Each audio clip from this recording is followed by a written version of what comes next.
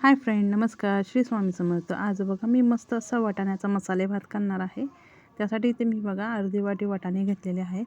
वाटाणे खूप छान असे मस्त गोड वाटाणे आहेत त्या. आणि इकडे बघा कांदा चिरलेला आहे, टोमॅटो आहे, कढीपत्ता आहे. इथे हे तांदूळ धुवून ठेवलेले बासमती तुकडा तांदूळ आहे, आलं लसूणची पेस्ट केली आणि आपले घरगुती मसाले. इथे मी पातेला ठेवलेला आहे, तेल गरम करायला ठेवलेलं आहे. तेलसुद्धा गरम झालेलं आहे. आता त्यामध्ये आपण टाकूया जिरे, कढीपत्ता आणि कांदा टाकणार आहे.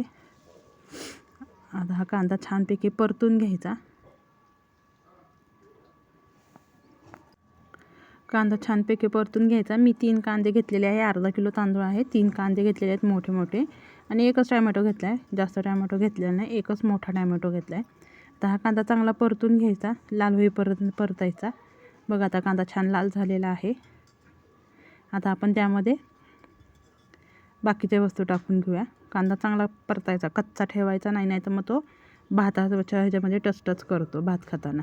त्याच्यामुळे तो चांगला मऊ होईपर्यंत शिजवायचा. मग त्यामध्ये आपण टाकणार आहे टोमॅटो मी मोठा मोठा चिरलेला, बारीक नाही चिरायचा.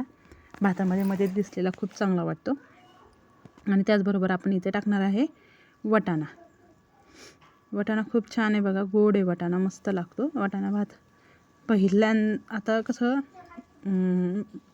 जानेवारी आला, वाटाणा भरपूर येत असतो. आता बघा मस्त असा वाटाणा टाकलेला आहे. वाटाणा चांगला परतून घ्यायचा. आता कांद्यामध्ये वाटाणा परतून झालेला आहे. आता त्यामध्ये आपण टाकणार आहे आलं लसणाची पेस्ट. मी ही आत्ताच ताजी आलं लसणाची पेस्ट केलेली आहे. भाताला त्याच वेळेस केलेली, त्याची चव छान लागते. आलं लसूणची पेस्ट छान परतून घ्यायची, त्याचा पूर्ण कच्चापणा काढायचा. जोपर्यंत आलं लसूणची पेस्ट खाली लागली म्हणजे मग त्याचा कच्चापणा जातो. आता त्याला छान परतून घेतले. आता त्यामध्ये आपण टाकूया सुके मसाले. सुके मसाल्यांमध्ये टाकले बघा मी हळद चांगली परतून घेऊया. मग भाताला कलर पण छान येतो. हळद छान परतून घ्यायची. हळद चांगली परतून घेतली बघा मी. आता त्यामध्ये आपण टाकूया बाकीचे सुके मसाले. त्यामध्ये मी आता इथे टाकत आहे बघा हा कांदा लसूण मसाला आहे. मी अख्खा गरम मसाला टाकला नाही, मी गरम मसाल्याची पावडर टाकणार आहे.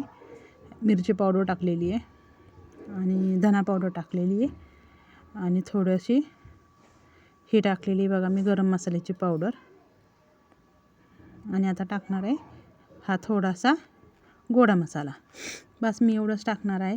मला ते अख्खे गरम मसाले आवडत नाही, ते भातात दाताखाली आले की त्याला चव येत नाही. बघा आता मसाले छान परतून घेतले. तेल चांगलं सुटलेलं आहे. तेल सुटेपर्यंत मी छान परतून घेतलेलं आहे बघा. मग तेल चांगलं सुटलं की त्याला चव पण छान लागते.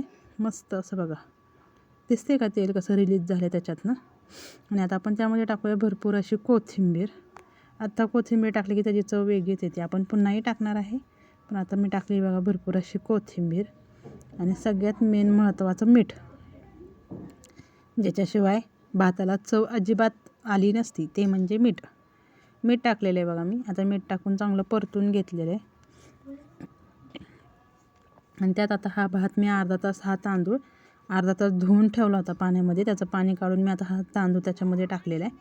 आणि त्या कांदा वाटाण्याच्या ह्याच्यामध्ये हा तांदूळ टाकून त्यामध्ये हे चांगलं परतून घ्यायचे तांदूळ. बघा आता तांदूळ छान खाली लागेपर्यंत तांदूळ चांगलं परतून घ्यायचं आणि मग त्याच्यामध्ये आपण पाणी टाकणार आहे. छान जेवढं परतणार तेवढं भाताला चव चांगली येते बघा. यात तुम्ही शेंगदाणे टाकू शकता, बटाटा टाकू शकता, गाजरचे वगैरे तुकडे टाकू शकतात. पण मला आज फक्त वाटाणा टाकून भात करायचा होता, त्याच्यामुळे मी फक्त वाटाणा टाकून भात केलेला आहे बघा. आता चांगलं परतले बघा, खाली लागसपर्यंत परतून घेतलेले. आता आपण त्यामध्ये टाकणार आहे पाणी. तांदळाच्या अंदाजानुसार पाणी टाकायचं. आपण तांदूळ भिजत ठेवलेलं आहे त्याच्यामुळे पाणी कमी लागणार. डायरेक्ट टाकलं असतं तर पाणी त्याच्या डबल लागलं असतं, पण आपण तांदूळ आधी भिजत ठेवला होता त्याच्यामुळे त्याला पाणी कमी लागणार आहे. आता बघा उकळी यायला चालू झालेली. मी त्याच्या तांदळाप्रमाणे पाणी टाकलेलं आहे. इथे उकळी यायला चालू झालेले. एकदा मी हलवून घेतलेलं आहे. आणि आता आपण शिजण्यासाठी ठेवूया. आता बघा आणखीन मोठी उकळ आली आहे. आता ह्याला व्यवस्थित उकळ येऊन द्यायची. चांगलं त्याच्यातलं थोडंसं पाणी कमी झालं की आपण त्याच्यावरती गॅस बारीक करायचा आणि झाकण ठेवायचं आणि भात शिजून द्यायचा. आता इथे बघा मस्त असा गरम गरम वाफा आता भात तयार झालेला आहे. मस्त असा वाटाणे भात तयार झालेला आहे. हा थोडासा ओलावला ठेवायचा, खूप मोकळा करायचा नाही, नाहीतर त्याला चव येत नाही, कोरडा कोरडा लागतो. इथे बघा मस्त असा गरम गरम भात तयार आहे. त्यावरती तूप टाकायचं किंवा ज्याला आवडेल त्याने तूप टाका. लोणचं पापड याबरोबर खूप सुंदर लागतो. मस्त असा इथं आपला वाटाण्याचा भात तयार झालेला आहे. कसा वाटला नक्की सांगा, कमेंटमध्ये सांगा, शेअर करा आणि सबस्क्राईब करायला विसरू नका. पण कमेंटमध्ये नक्की सांगा बरं का हा भात कसा झाला आहे ते. एकच नंबर चव लागते. तर चला तर मग बाय.